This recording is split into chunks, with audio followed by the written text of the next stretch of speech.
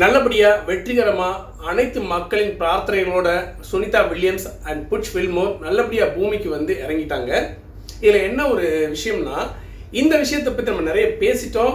உலக மீடியாவே வந்துக்கிட்டு Sunita Williams and Butch Wilmore இறங்கினதை பற்றி தான், பூமிக்கு வந்ததை பற்றி தான் பேசிக்கிட்டே இருக்காங்க. அனைத்து ஊடகங்களும் இதை பற்றி தான் செய்தி போட்டுக்கிட்டே இருக்காங்க.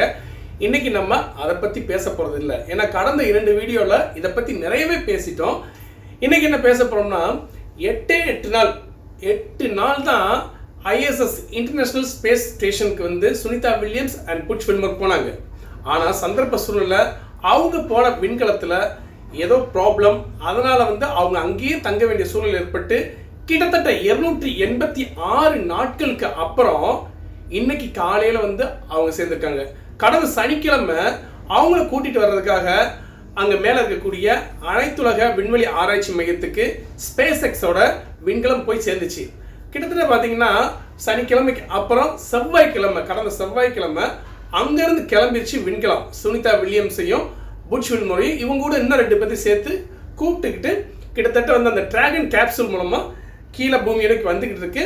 கரெக்டாக பூமிக்கும் விண்வெளிக்கும் பூமிக்கும் மேலேருந்து வரக்கூடிய அந்த டிராகன் விண்கலத்துக்கு இடையில வளிமண்டலம் இருக்குது பார்த்தீங்கன்னா, அந்த வளிமண்டலம் தான் பிரச்சனையே. அங்கே தான் பிரச்சனை ஏற்பட்டுச்சுன்னா கண்டிப்பாக ஏதாவது ப்ராப்ளம் ஏற்படுறதுக்கு வாய்ப்பு இருக்குது. அந்த இடத்த ரீச் பண்ணுறதுக்கு ரொம்ப கவனமாக இருந்தால் ரீச் பண்ணணும்.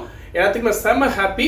அங்கேருந்து பேராசூட் மூலமாக ஃப்ளோரிடாவில் இருக்கக்கூடிய கடற்பகுதியில் இந்த டிராகன் கேப்சூல், இந்த 4 பேர் உட்காந்துருக்கக்கூடிய டிராகன் கேப்சூல், அதாவது Sunita Williams and Butch Wilmore மற்ற 2 பேரும் உட்காந்துருக்கக்கூடிய அந்த டிராகன் கேப்சூல் அழகாக தனியாக வெளியேறி பேராசூட் மூலமாக அந்த ஃப்ளோரிடா கடல் பகுதியில் உள்ளே வந்து விழுந்தோன்னா ஆல்ரெடி ரெடியாக இருக்கக்கூடிய படகுல ரெடியாக இருக்கக்கூடிய நாசா அதிகாரிகள் அவங்கள வந்து கடலில் வந்து இறங்கின உடனே அவங்க எல்லாத்தையுமே வந்துட்டு ஒவ்வொருத்தராக வந்து வெளியாக்கி கொண்டு வந்து ஸ்ட்ரெச்சரில் தான் கூப்பிட்டு போகிறாங்க. ஏன்னா அவங்களும் நடக்க முடியாது. ஆல்ரெடி நம்ம ஒரு வீடியோவில் சொல்லியிருக்கோம் இல்லையா, குழந்தை பாதம் சொல்லி ஒரு பிரச்சனை இருக்குது. அவங்க விண்வெளியில் அதிக நாட்கள் தங்கியிருக்கிறதுனால, புவியீர்ப்பு விசை இல்லாமல் தங்கியிருக்கிறதுனால குழந்தை பாதம் மாதிரி அவங்களால நடக்க முடியாது.